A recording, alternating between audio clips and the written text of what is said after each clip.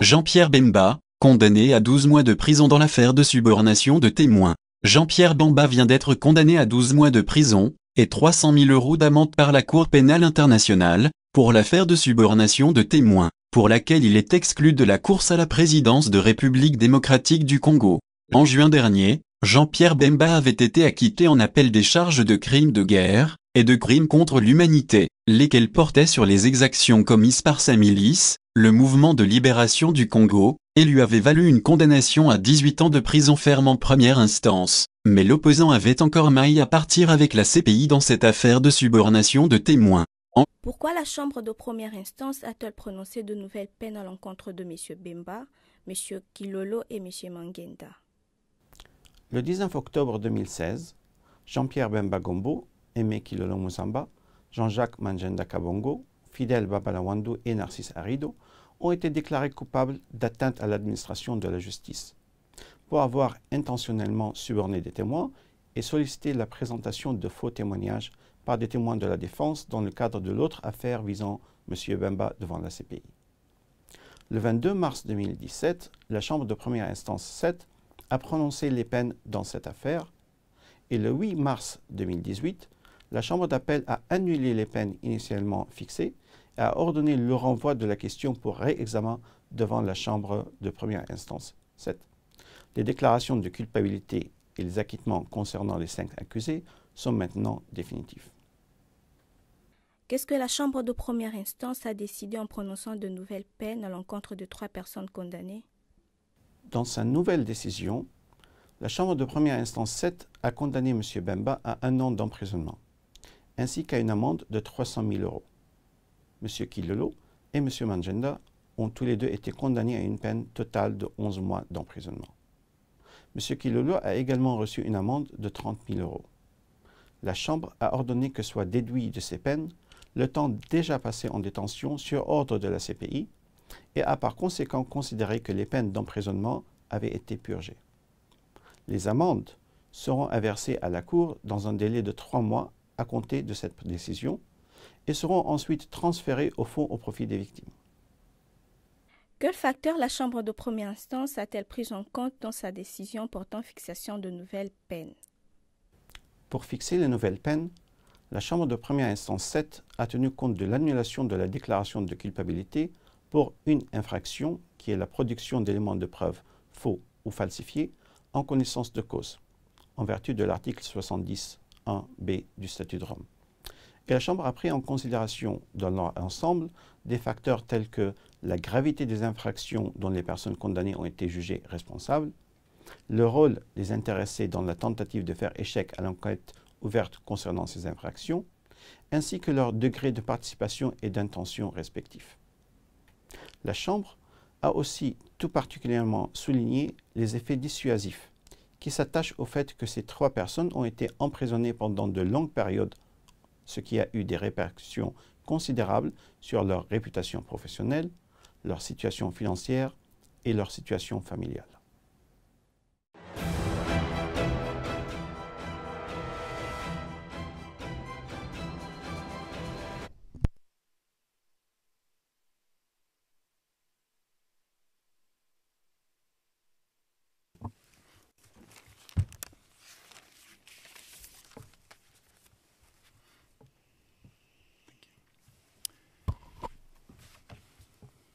Good afternoon, everyone.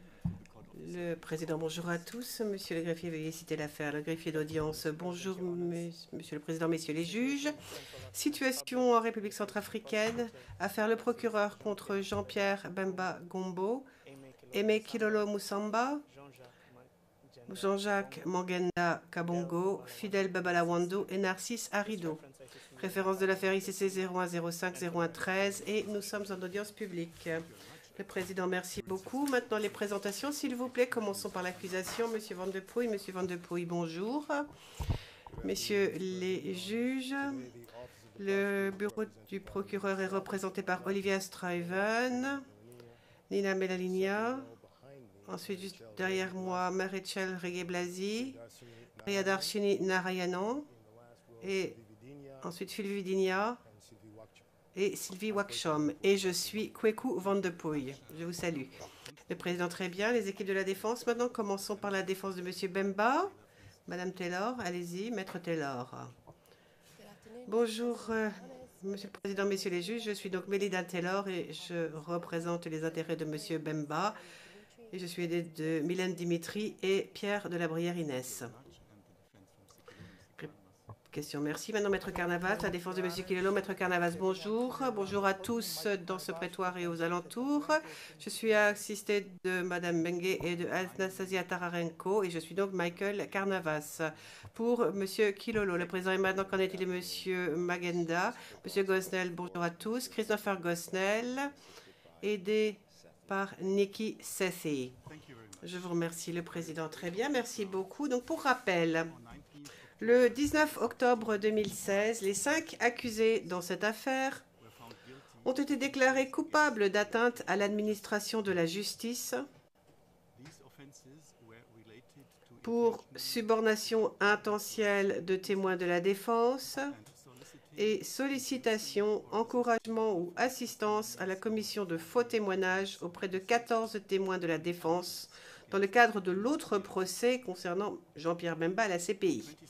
Le 22 mars 2017, la présente Chambre a prononcé les peines dans la présente affaire. Le 8 mars 2018, la Chambre d'appel a rendu ses arrêts relatifs aux déclarations de culpabilité et aux peines. Elle a confirmé l'ensemble des déclarations de culpabilité prononcées en application des alinéas A et C de l'article 71 du statut, c'est-à-dire sollicitation, encouragement ou assistance à la commission de faux témoignages et subornation intentionnelle de témoins. Et a annulé l'ensemble des déclarations de culpabilité prononcées en application de l'alinéa B de statut 70.1, c'est-à-dire présentation de faux témoignages. En ce qui concerne Fidel Babala et Naris Arido, la Chambre d'appel a confirmé leur peine. Cela signifie que tant leur déclaration de culpabilité que leurs peines sont définitives.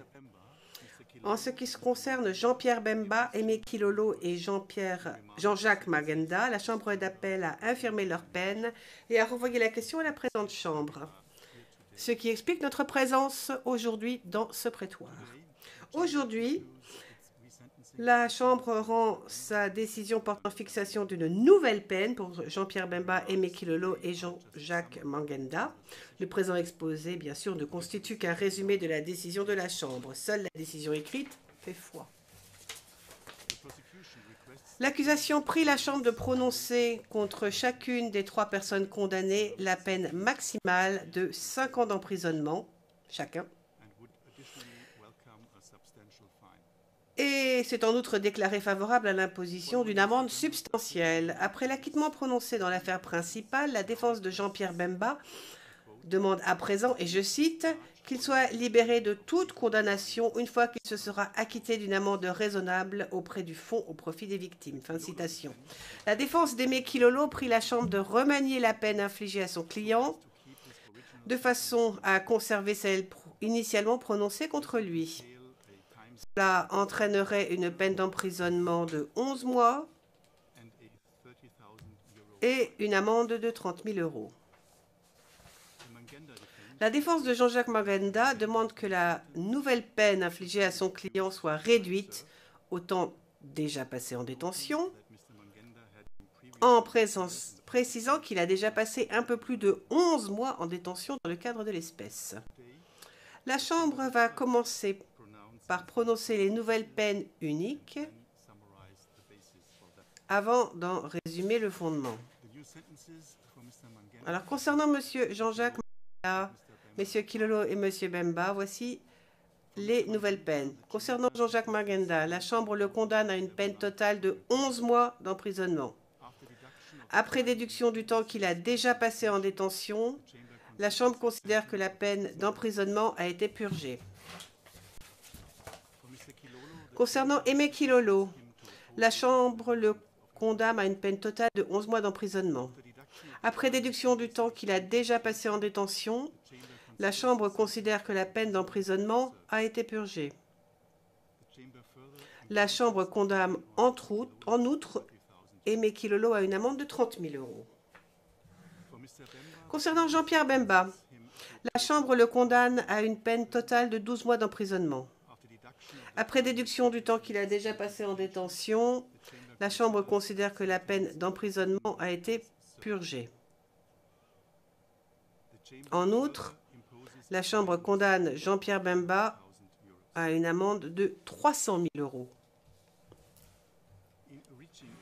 Pour arriver à ces peines, la Chambre a examiné de nouveau tous les éléments à prendre en compte dans le cadre de la fixation de la peine.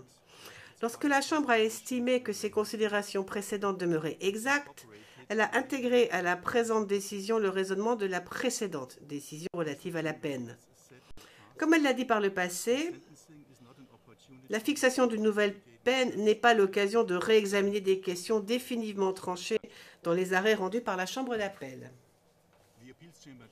Les erreurs relevées par la Chambre d'appel dans ces arrêts ne touchent que des aspects limités, se rapportant plus précisément, premièrement, à l'appréciation de la nature des faux témoignages, lesquels concernent des questions ne touchant pas au fond. Deuxièmement, au raisonnement permettant de distinguer en l'espèce la responsabilité de l'auteur principal de celle du complice.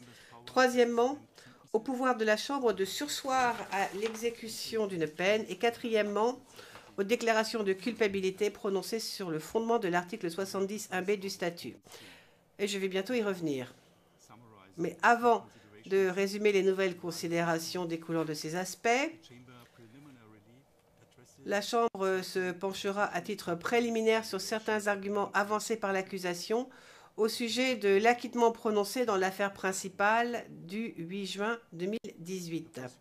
L'accusation soutient que les éléments de preuve faux et viciés produits par les personnes condamnées ont affecté la procédure d'appel dans l'affaire principale.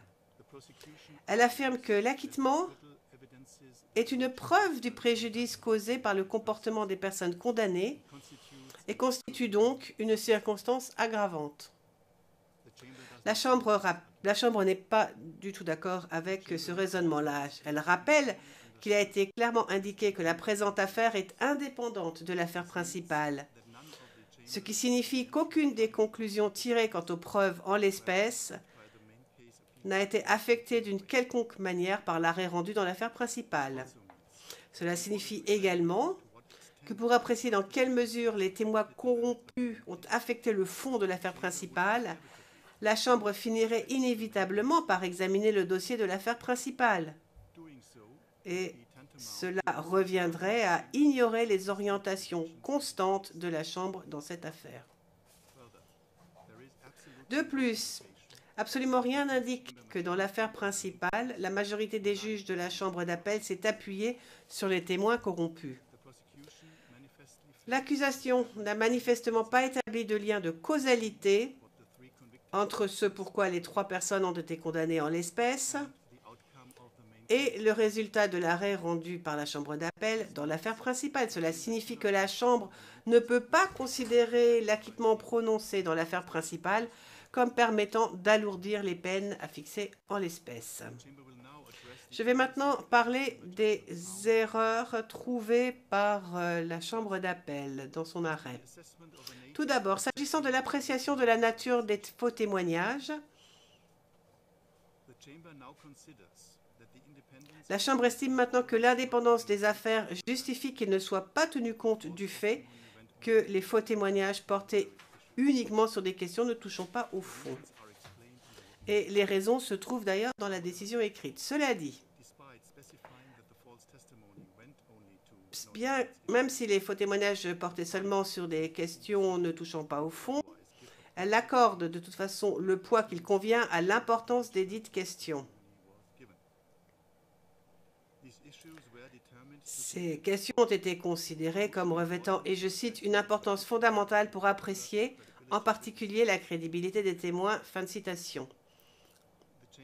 La Chambre a également souligné que ces questions, et je cite à nouveau, permettent d'obtenir des informations indispensables et elles sont délibérément posées aux témoins dans le but d'évaluer leur crédibilité. Fin de citation.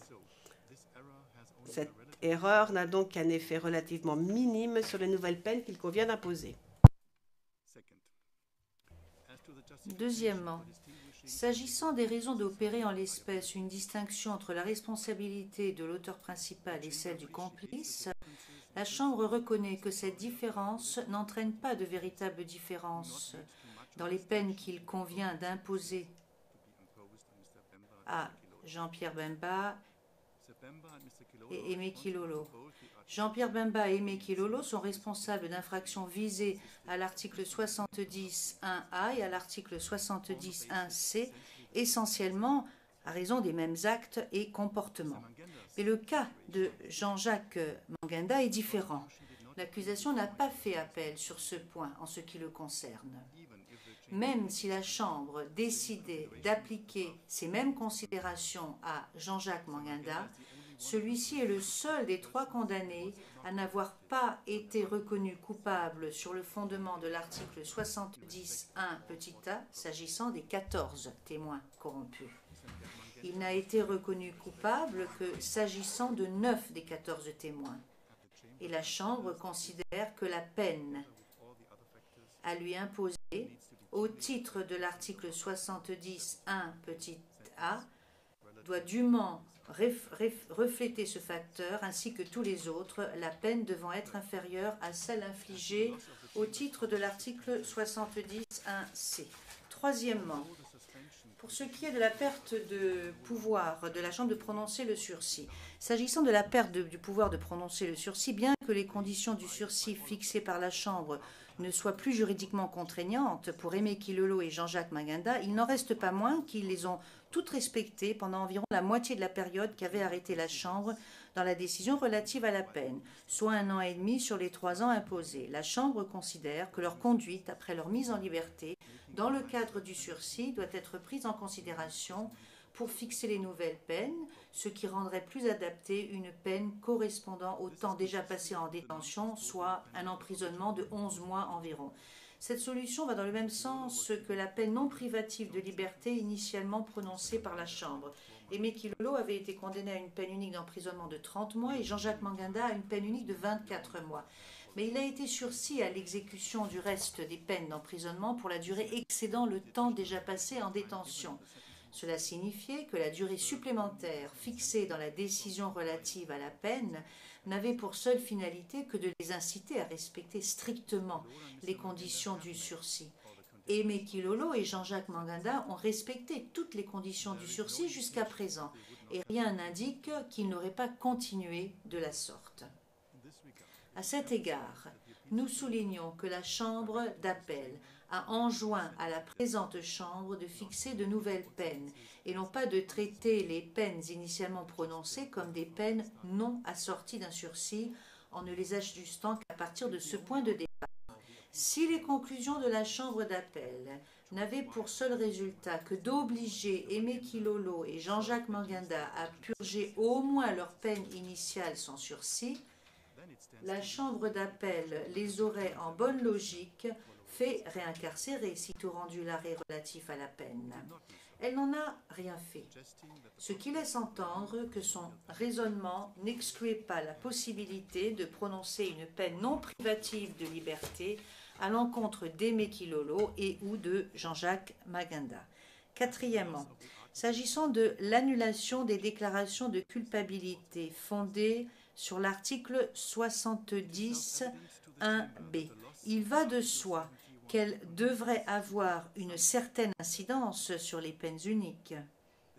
C'est là une conséquence directe de l'application de la première phrase de l'article 78.3 du statut, qui dispose que la Chambre doit prononcer une peine pour chaque crime et ensuite donc une peine unique.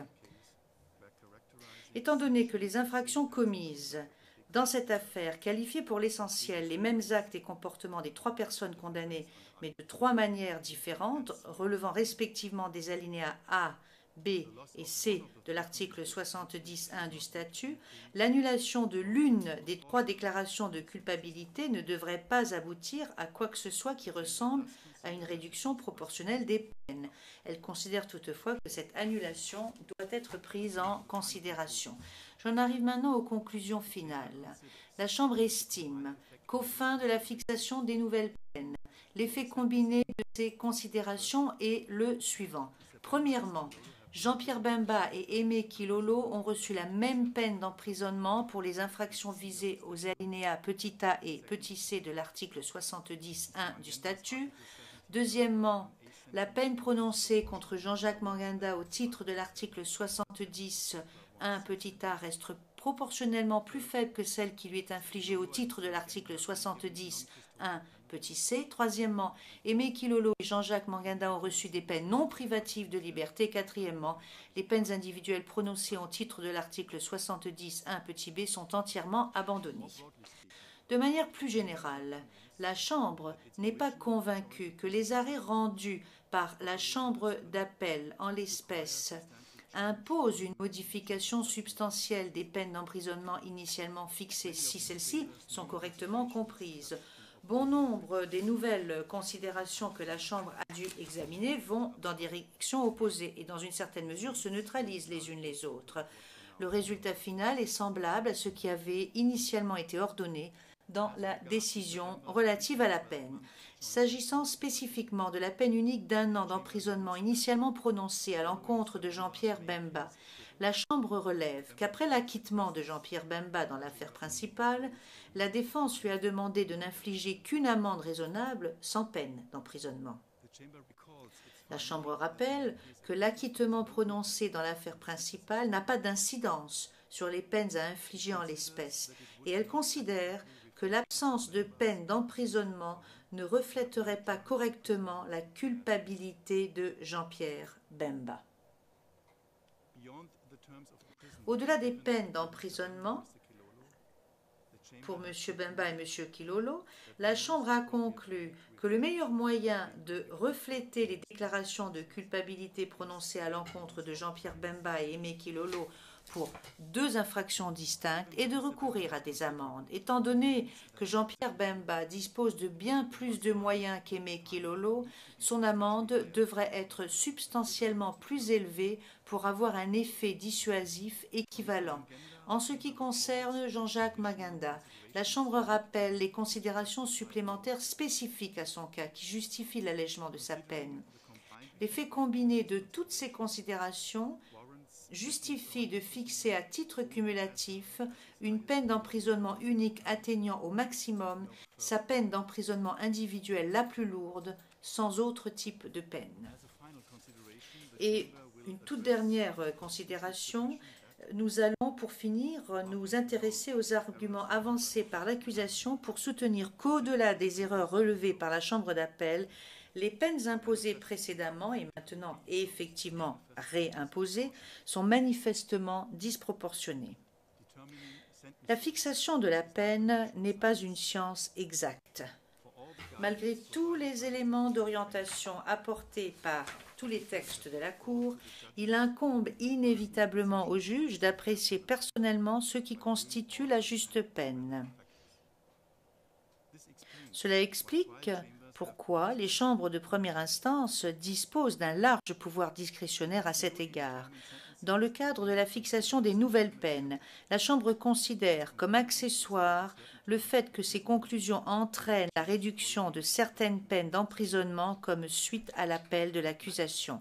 Ce qui importe, c'est de fixer des peines appropriées et proportionnées dans les circonstances. La Chambre d'appel a renvoyé la question des peines à la présente Chambre pour qu'elle les fixe de nouveau, pas nécessairement pour qu'elle les alourdisse. Il y a un aspect qu'il convient de ne pas oublier. La Chambre tient à souligner que les 3 personnes condamnées ont été détenues pendant de longues périodes en l'espèce.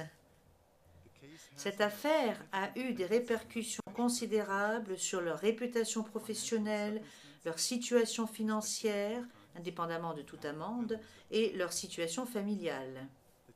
La Chambre estime qu'un effet dissuasif considérable s'attache à l'idée même que des personnes travaillant pour une équipe de la défense devant la CPI aient pu être arrêtées, placés en détention pendant une période significative et condamnés pour un comportement criminel adopté dans le cadre de l'exercice de leurs fonctions.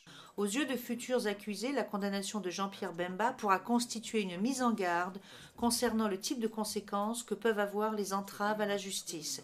L'acquittement de Jean-Pierre Bemba dans l'affaire principale aurait dû marquer la fin de son interaction avec la Cour. Mais le spectre de l'institution continue de planer au-dessus de lui parce qu'il a porté atteinte à l'administration de la justice.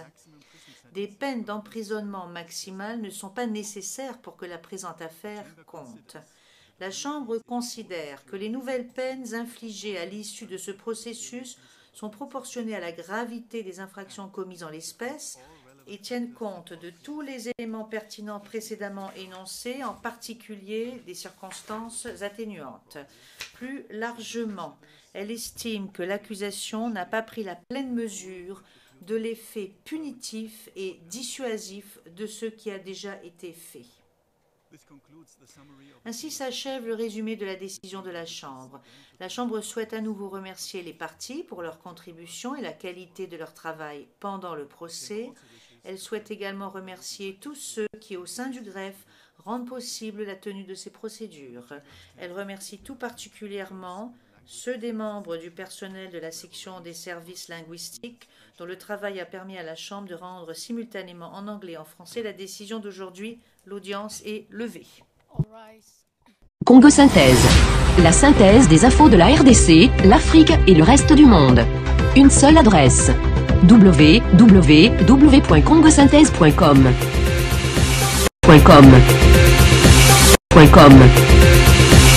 Jean-Pierre Bemba vient d'être condamné à 12 mois de prison et 300 000